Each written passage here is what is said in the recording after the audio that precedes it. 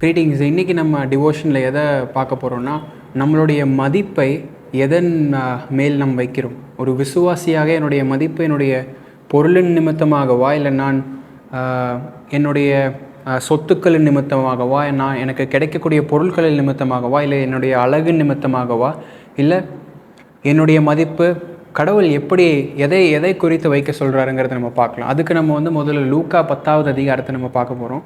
லூக்கா 10வது அதிகாரத்தினுடைய பின் கதை என்னன்னா, இயேசு கிறிஸ்து 70 சீஷர்களையும் அவர்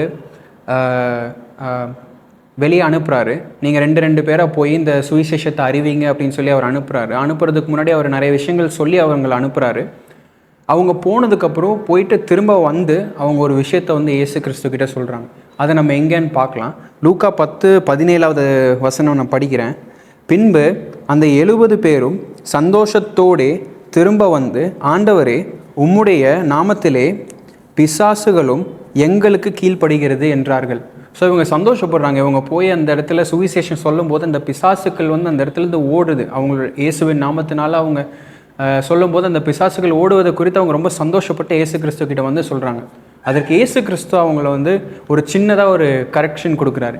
ஏன்னா அவங்களுடைய சந்தோஷம் ஆவிகள் அவங்களுடைய பேரை கேட்டு போனதில் இருந்தது. ஆனால் இயேசு கிறிஸ்து அவங்களுடைய ஃபோக்கஸ் உங்களுடைய மதிப்பு அதில் கிடையாது, ஆனால் வேறொரு விஷயத்தில் இருக்குங்கிறத இதில் சொல்கிறார். அது நம்ம என்னென்னு பார்க்கலாம். 18வது வசனம் நான் படிக்கிறேன்.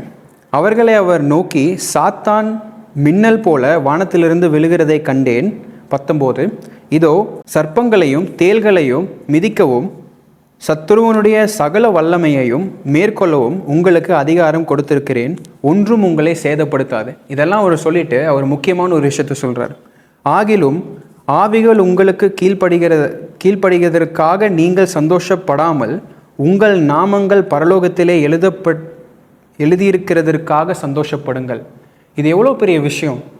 நம்மளுடைய நாமங்கள் பரலோகத்தில் எழுதப்பட்டிருக்கு. உங்களுடைய நாமம், என்னுடைய நாமம் இயேசு கிறிஸ்துவனுடைய இரத்தத்தின் மூலமாக பிரித்தெடுத்து இயேசு கிறிஸ்து நம்மளை வாங்கியிருக்கிறார் அவருடைய இரத்தத்தின் நிமித்தமாக.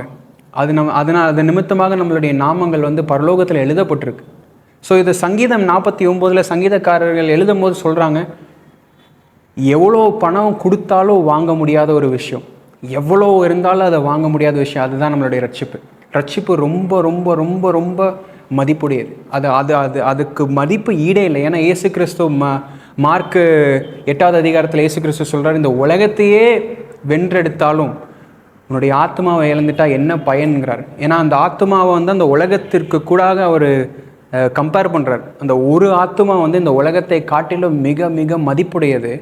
அதை இயேசு கிறிஸ்து சொல்கிறார், நான் உனக்காக அதை பெற்றிருக்கிறேன் அப்படின்னு. இயேசு கிறிஸ்து நமக்காக பரலோகத்திலிருந்து இந்த உலகத்திற்கு நம்மளுடைய பாவங்களை அவர் மேல் சுமந்து பிதாக்கு தன்னுடைய மகனை அந்த சிலுவையில் நசுக்கிறதற்கு சந்தோஷமாக பிரியமாக இருந்தது. ஏன்னா அவர் நம்மளுடைய பாவங்களுக்காக சிலுவையில் இருந்தார். அவர் தள்ளப்பட்டவராய் அந்த சிலுவையில் இருந்தார் நமக்காக. அந்த சிலுவையிலிருந்து அவர் 3ஆம் நாள் உயிர் தெழுந்தது நிமித்தமாக நாம் இப்பொழுது பரலோக ராஜ்யத்தில் கர்த்தர் நம்மளை வைத்திருக்கிறார். அவரை நம் பிதா என்று அழைப்பதற்கு நமக்கு தகுதியை கொடுத்திருக்கிறார். இயேசு கிறிஸ்து அதில் நம்மளுடைய மதிப்பை வைக்க சொல்கிறாரு.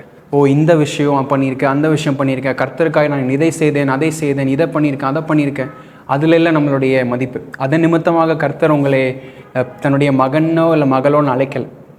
இயேசு கிறிஸ்துவனுடைய இரத்தத்தின் மூலமாக நம்மளை பெற்றெடுத்திருக்கிறார், நம்மளை தன்னுடைய ராஜ்யத்திற்குள்ளாக எடுத்திருக்கிறார். ஸோ அதன் நிமித்தமாக உங்களுடைய மதிப்பு வைக்க சொல்கிறார்.